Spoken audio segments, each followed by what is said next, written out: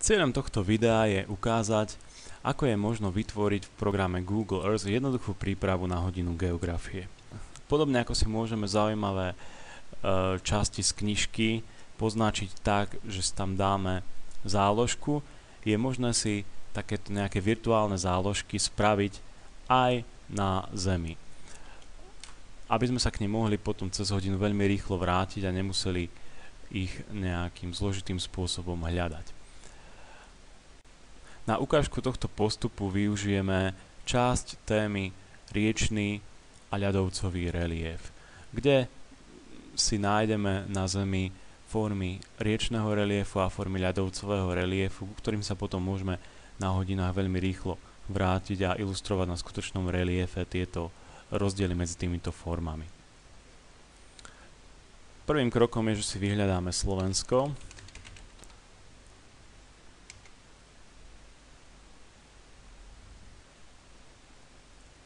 Google Earth nám automaticky priblíži Slovenskú republiku. Pokračovať budeme tak, že si nájdeme ľadovcový relief v Tatrách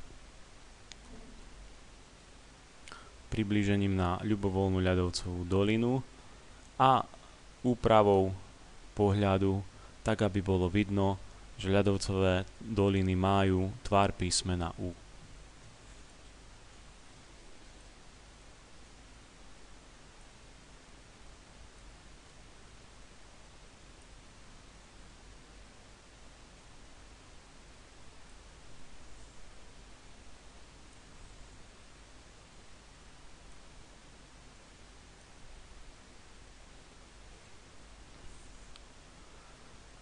Aby sme sa k tejto doline vedeli vrátiť, pridáme si tzv. Značku miesta kliknutím na žltý špendlík.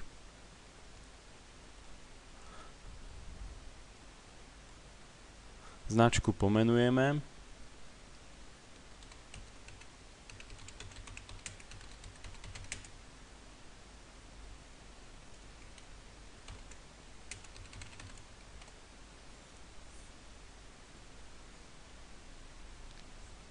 Vytvorená značka sa nám pridala do časti Moje miesta.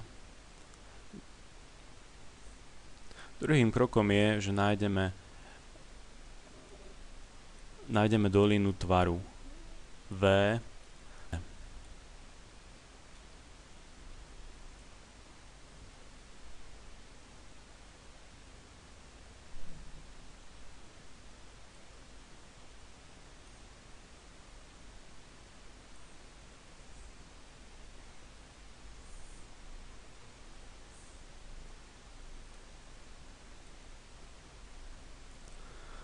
Dolinu opäť zaznačíme kliknutím na ikonku Pridať značku miesta, žltý špendlík.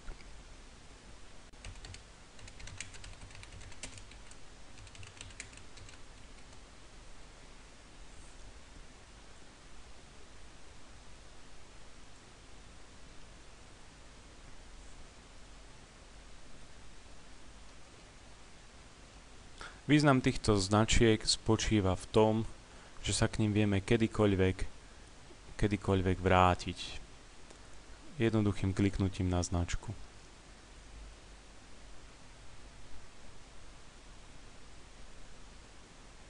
Kliknutím na ďalšiu značku sa dostaneme na riečnu dolinu.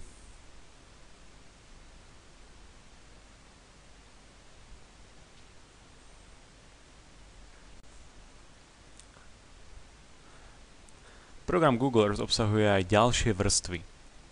Môžeme ich zapínať alebo vypínať v ľavej dolnej časti. Jednou z veľmi užitočných vrstiev je vrstva fotografie, ktorú pokiaľ zapneme, tak sa nám priamo na reliefe na teréne zobrazujú fotografie. Je ich ale veľké množstvo a priamo na vyučovaní nájsť nejakú vhodnú by bol zrejme problém, respektíve trvalo by to zbytočne veľa času. Podobne ako sme vyznačili ľadovcovú dolinu a dolinu tvaru U, ktoré sa nám objavujú v mojich miestach, môžeme do mojich miest uložiť aj vybranú fotografiu, ktorá tam bude prístupná aj po vypnutí vrstvy fotografie. Napríklad k našej téme sa nám hodí fotografia, na ktorej máme zobrazené pleso ako ďalší tvar ľadovcového reliefu alebo ďalší útvar ľadovcového reliefu, tak si na túto fotografiu klikneme pravým tlačidlom a vyberieme položku uložiť do priečinku moje miesta.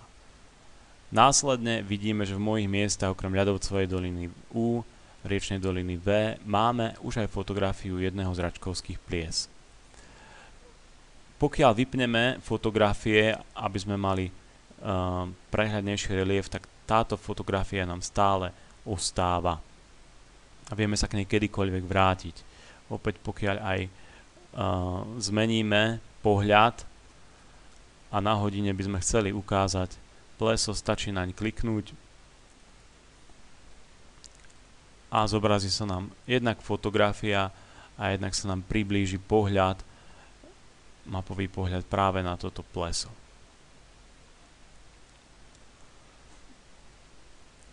Pokiaľ máme uložené fotografie a poznačené miesta,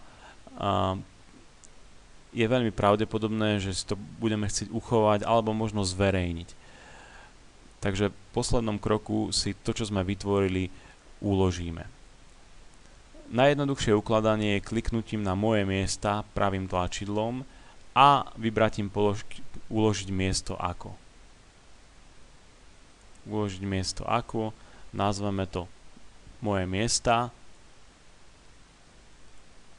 a všetky položky, ktoré sa nachádzajú v priečinku moje miesta, budú uložené do tohto súboru. Metodicky správnejšie je ale vytvoriť si v priečinku moje miesta vlastný priečinok, pomenovaný napríklad podľa témy, v našom prípade formy reliefu.